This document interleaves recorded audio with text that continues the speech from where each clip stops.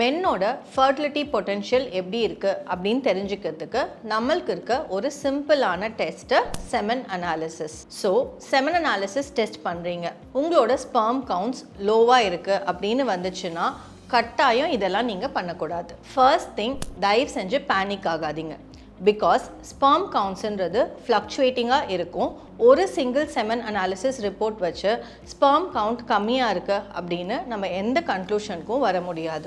Because காமனாக கிளினிக்கில் வர பேஷண்ட் சொல்கிறது, ஆஃப்டர் சீயிங் த ரிப்போர்ட் எங்களுக்கு பெர்ஃபார்மன்ஸ் ஆங்ஸைட்டி இருக்குது, இரெக்டைல் டிஸ்ஃபங்க்ஷன் இருக்குது, அவர் ரொம்ப ஸ்ட்ரெஸ்ஸாக இருக்காரு மேடம் அப்படின்னு நிறைய விமன் சொல்லி நம்ம கேட்டிருக்கோம். ஸோ ஒரே ஒரு ரிப்போர்ட் வச்சு நம்மளோட ஸ்பெர்ம் கவுண்ட் கம்மியாக தான் இருக்குது, ப்ரெக்னன்சி வராது, ஃபர்டிலிட்டி கஷ்டம், இந்த மாதிரி தயவு செஞ்சு நெகட்டிவாக யோசிக்காதீங்க. ஒரு செமன் அனாலிசிஸ் ரிப்போர்ட் கம்மியாக இருந்துச்சு அப்படின்னா உங்களோட டாக்டரை கன்சல்ட் பண்ணிவிட்டு ப்ராபப்ளி ஒரு 3 weeks to 1 month இன்டர்வெல்ல some vitamin tablets or supplements எடுத்துட்டு டெஃபினெட்லி இதை ரிப்பீட் பண்ணி பார்க்கலாம். அண்ட் சம்டைம்ஸ் ரிப்பீட் அனாலிசிஸில் நிறைய பேருக்கு இது நார்மல்னு வர்றதுக்கும் பாசிபிலிட்டிஸ் இருக்குது. செகண்ட் இம்பார்ட்டண்ட்டான thing, most of the menக்கு lifestyle modification will help greatly to improve the sperm counts. So lifestyle modificationல டயட்ன்றது ரொம்ப இம்பார்ட்டண்ட்டான ஒரு factor.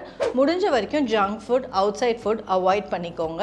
Make sure you are adequately hydrated. ஏன்னா சம்டைம்ஸ் நம்ம ஒர்க் பண்ணும்போது, ட்ராவல் பண்ணும்போது we forget to drink water. So drink lot of water, tender coconut, curd, buttermilk இதெல்லாம் எடுத்துக்கும் போது நேச்சுரலாகவே ஸ்பெர்மோட மொட்டிலிட்டி இம்ப்ரூவ் ஆகதா நிறைய ரிசர்ச்சில் ப்ரூவ் பண்ணியிருக்காங்க. அண்ட் தேர்ட் இம்பார்ட்டண்ட்டான விஷயம் ஃபிசிக்கல் ஆக்டிவிட்டி. நம்மளுக்கு அட்லீஸ்ட் ஒரு 1/2 hour to 45 minutes per day of physical activity ரொம்ப இம்பார்ட்டண்ட்.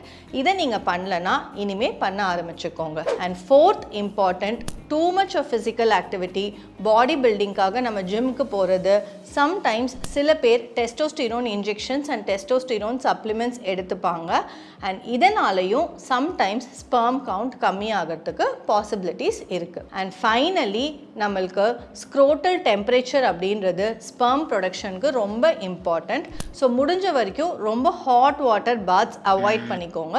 கோல்டு வாட்டரில் குளிக்கும் போது நம்மளோட ஸ்க்ரோட்டல் டெம்பரேச்சர் மெயின்டைன் ஆகும். அண்ட் ஸ்க்ரோட்டம்க்கு ஏரேஷன் ரொம்ப இம்பார்ட்டண்ட் அப்படின்றதுனால வீட்டில் இருக்கும் போது நம்ம அண்டர்வேர் யூஸ் பண்ணுறதை அவாய்ட் பண்ணிக்கலாம். So with all this simple measures and கொஞ்சம் விட்டமின் சப்ளிமெண்ட்ஸ் மூலமாக most of the time even ஒரு அனாலிசிஸில் உங்களோட கவுண்ட் கம்மியாக இருந்தாலும் சப்சிக்வெண்ட்டாக இது இம்ப்ரூவ் ஆகிறதுக்கு பாசிபிலிட்டிஸ் இருக்குது.